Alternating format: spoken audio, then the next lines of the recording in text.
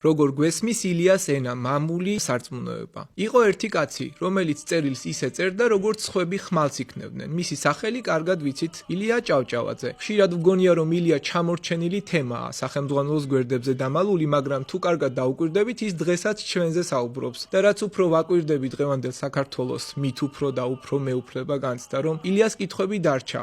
პასუხები ჯერ კიდევ არ გვაქვს. ენა, მამული, სარწმუნოება. სიტყვები, რომლებიც ბევრჯერ გამოგვიყენებია, მაგრამ ყოველთვის სწორად არა. ილიასთვის ენა, მამული, სარწმუნოება არ იყო ტრანსპარენტული ფრაზა, ეს იყო მისთვის შემაჯამებელი ფორმულა. რა ტვირთი უნდა ეტარებინა ქართველ კაცს, რომ ერად დარჩენილიყო. ენა, ეს იყო არა მარტო ლექსიკა და გრამატიკა, ეს იყო ღირსების საყრდენი, როცა ერი საკუთარ ენაზე აღარ ფიქრობს, ის იწყებს ხვის ენაზე ცხოვრებისეულ დასაბუთებას და იქიდან ძალიან მალე იწყება ხვის ინტერესების გაგრძელება და არა საკუთარისა. მამული ილიასთვის არ იყო მხოლოდ მიწა ან გეოგრაფიული კონტური. მამული იყო სისტემა, სადაც უნდა არსებობდეს სამართლიანობა, კანონის პატივისცემა, განათლება, შრომა და სოლიდარობა. შენ შეიძლება ემიგრაციაში ცხოვრობდე, მაგრამ მამულს მაინც ემსახურებოდე. შენი საქმის კეთებით, შენი ეთიკით, სარწმუნოება ყველაზე მტკივნეულ ადგილას ვართ.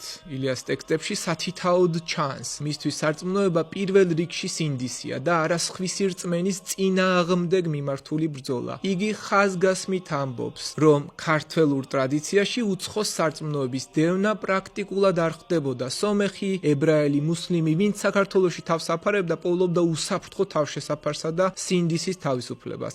ამ კონტექსტში სარწმუნოება სულაც არაა მოწოდება. გააკეთე ისე, როგორც მე ვაკეთებ. უფრო სწორია, იცხოვრე შენი სიმართლით და პატივი ეცი სხვის სინდისაც. და რატომ შეიძლება ეს სამი სიტყვა დღეს მაინც იწოვდეს პროტესტს? ცვდი, თქვა ძალიან გულწრფელად. დღეს ამ ფრაზას ენა, მამული, სარწმუნოება ხშირად იყენებენ ადამიანები, რომლებიც არ ცხოვრობენ იმ ზნეობრივ სტანდარტზე, რასაც ეს სიტყვები გულისხმობს, რომელთაც უყვართ ლოზუნგები, მაგრამ არ უყვართ საკუთარი თავის შეცვლა. ზოგჯერ ამ ფორმულას იყენებენ ჩვენი და სხვისი საზღვრის გასატარებლად, ასე რომ არა ქრისტიანი ან სხვა კულტურის წარმომადგენელი, ან უბრალოდ უფრო სენსიტიური ადამიანი შეიძლება შიშით კითხულობდეს. სხვანაირად მორწმუნე არა მორწმუნე ადამიანი ამ სამეულში იგულისხმება, თუ აქ ჩვენ საკმაოდ ვიწრო წრეში მოვიაზრებით. ოსმალოს საქართველო. სად მივდივართ ილიასთან ერთად? ილია ერთ კონკრეტულ ნაშრომში ოსმალოს საქართველო გვიხატავს საქართველოს იმ ნაწილს, რომელიც დღესაც ბევრისთვის გაუცნობიერებელი ტკივილია. საჭიროა ოდნავ წარმოვიდგინოთ ეს პერიოდი.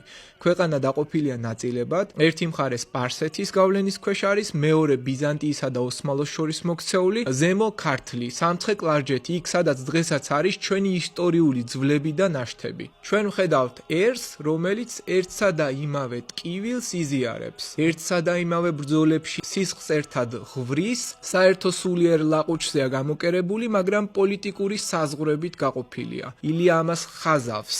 ეს არ არის უბრალოდ გეოგრაფიის გაკვეთილი ან ისტორიის, ეს არის ცოცხალი მტკიცებულება იმისა, რომ ისტორია ზოგჯერ უფრო ძლიერი შემაერთებელია, ვიდრე ენა და რელიგია ცალ-ცალკე. ერთსა და იმავე ჭირში და ლხინში გამოტარებულმა ხალხმა, ამბობს ის აზრობრივად, ესმოდა, რომ მათი ძალა ერთობაში იყო, თუნდაც დროთა ბრუნვას დროებით დაეშალა. საინტერესოა, რომ იმ მხარეში, რასაც დღეს ოსმალოს საქართველოს ვეძახით, დიდხანს ინახებოდა ქართველობის სულიერი ზურგი, ქართველი ბაგრატიონები, ქრისტიანული ტრადიცია, განათლებისაკენ სწრაფვა, ღვთისმსახურება, წიგნების თარგმნა, მონასტრების აშენება და რაც ყველაზე მნიშვნელოვანია, მათი ბრძოლა არ იყო მხოლოდ დამპყრობლის წინააღმდეგ, მათი ბრძოლა იყო იმისთვის, რომ საკუთარი ვინაობა არ წაშლილიყო. ილია აღწერს იმ ხალხს, ვინც მიუხედავად გატეხილობისა, მაინც ინარჩუნებდა ხეს, რომელიც ღრმად იყო ფესვგადგმული. ეს ხე იყო ისტორიის განცდა. დღეს ხშირად გვრჩება შთაბეჭდილება, რომ ისტორია მხოლოდ თაროზე გადადებული წიგნია, მაგრამ ილიას ტექსტიდან ჩანს, ისტორია არის ენერგია, რომელიც